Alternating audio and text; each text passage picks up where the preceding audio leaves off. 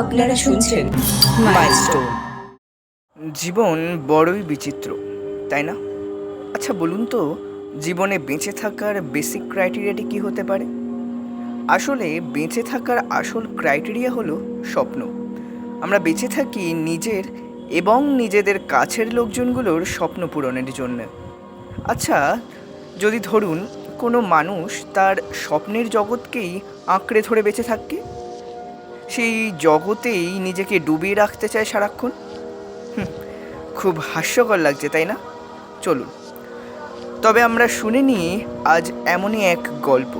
আমাদের আজকের নিবেদন অভ্রনীল বিশ্বাসের কলমে হ্যালুসিনেশন। সিলিং ফ্যানটার দিকে এক দৃষ্টি তাকিয়ে আছে উঠছি। ঘরের লাইট বন্ধ করা, স্ট্রিট লাইটের আলো খোলা জানলাটা দিয়ে ঢুকে ফ্যানের ছায়া পড়েছে পাশের দেওয়ালে।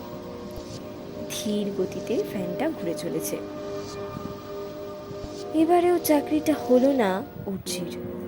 এই নিয়ে ষষ্ঠ ইন্টারভিউতে প্রত্যাখ্যাত হলো সে। কি আজব! হ্যালুসিনেট করাটা কারোর হবি হতেই পারে, তা বলে এই চার অট্টহাসি করবে এই নিয়ে। যত সব।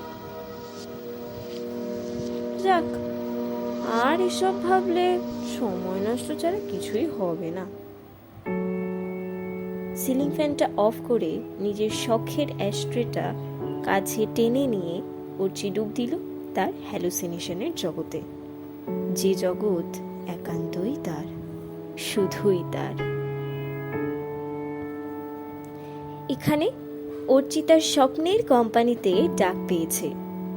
পছন্দের কাজ পেয়ে সে তরতর করে সাফল্যের পথে এগোচ্ছে। কিছুদিনের মধ্যেই তার গাড়ি বাড়ি সবই হলো। এ কি, বাবা এগিয়ে আসছেন যে! অর্চিকে জড়িয়ে ধরে বললেন, আজ আমি গর্বিত। আরে বাবা, কি করছো? না, আজকের হ্যালুসিনেশনটা সত্যিই বাড়াবাড়ি হচ্ছে।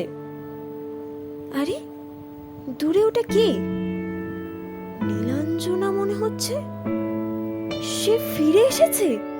আমি তো চিরকাল তোরই ছিলাম অর্চি। উর্চির কানে আলতো করে বলল নীলা। তার সারা শরীর কাঁটা দিয়ে উঠল। হ্যালুসিনেশনের এক গভীর পর্যায়ে চলে গেছে উর্চি। এখান থেকে ফিরে যাওয়া সম্ভব কি? মনে হয় না। গলায় দড়িটা বেশ শক্তভাবে বসে গেছে।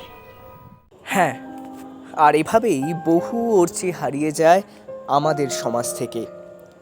শুনছিলেন আমাদের আজকের নিবেদন হ্যালুসিনেশন।